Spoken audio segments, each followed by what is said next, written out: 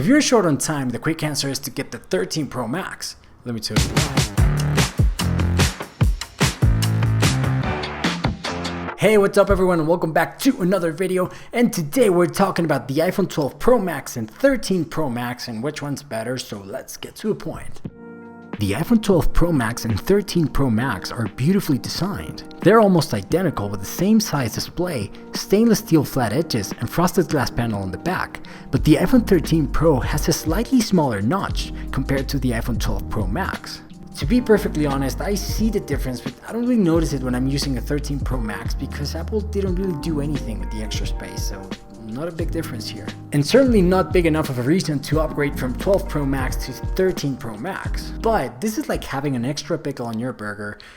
It's a small win, but a win nonetheless. The camera module on the back is also bigger on the 13 Pro Max, but other than that, they're very similar, and that's not a bad thing. Both iPhones feel premium in hand, and I think Apple did an amazing job when they designed these iPhones. The 13 Pro Max is a bit thicker and heavier. It's a small difference, but you can actually feel it. Both of these iPhones still look beautiful, and they don't look outdated at all. And since the design of the iPhone 15 series and 16, according to rumors, is very similar to this one, I don't see them looking outdated anytime soon.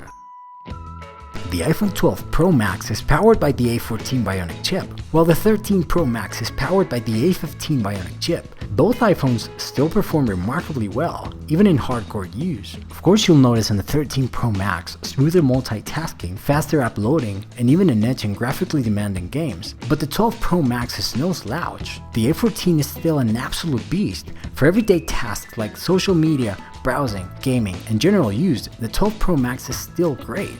But the A15 is newer, more powerful, and way more efficient. And that's actually one of the biggest reasons why the battery life in the 13 Pro Max is amazing.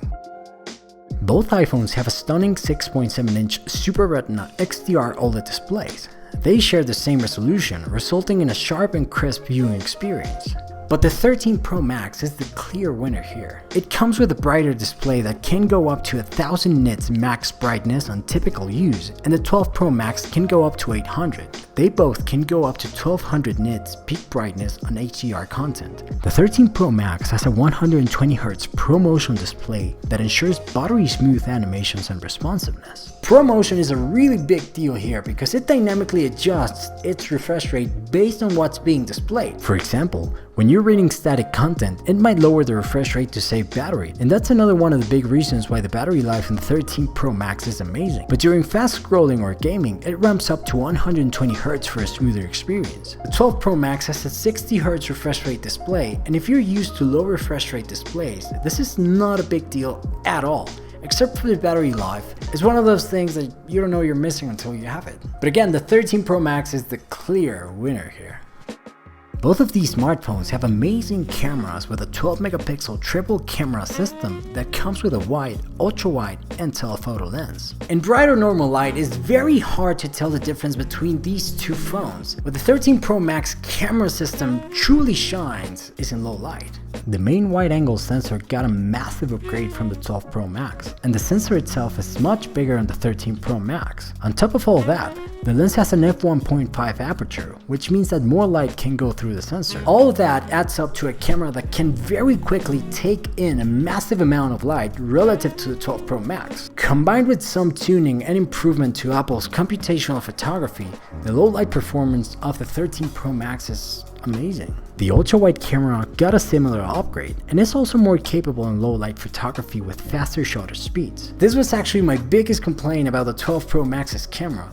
There was a massive gap in the quality of the ultra-wide shots compared to regular shots, and the 13 Pro Max narrowed the gap. The ultra-wide camera also enables macro photography, as the 13 Pro Max can detect when you're trying to shoot something up close. The telephoto lens is 3 times, up from 2.5 times on the 12 Pro Max, which gives you more reach to zoom in, and the digital zoom does not go past 15 times for photos and 9 times for videos. The 13 Pro Max's selfie camera got a decent update and captures more dynamic shots and better exposes faces. Also, the 13 Pro Max has a great feature that is called photography styles. Think of it as magical filters that work their charm before you even take the picture. So instead of slapping a filter on afterward, they adjust things in real time as you compose your shot. So the iPhone is tweaking your colors, contrast, and and the mood of the whole picture right there in the viewfinder. Both of these iPhones are capable of shooting amazing 4K videos at up to 60 frames per second, and they provide incredible results. During the day, the improvements in video quality are very subtle to the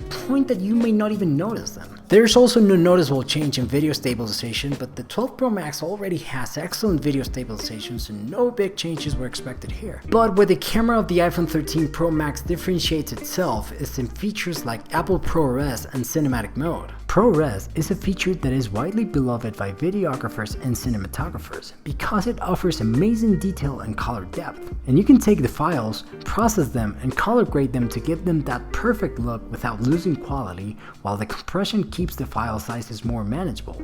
Well, manageable. And Cinematic Mode is basically the equivalent for portrait mode for video, and it only works in 1080p at 30 frames per second, no 4K for now. I think Cinematic Mode has great potential, but at this very moment, it feels gimmicky and it feels like it's a few years away from being truly useful for anything beyond casual use. To summarize, both the 12 Pro Max and 13 Pro Max have fantastic cameras that are still some of the top performers, but the 13 Pro Max is the clear winner.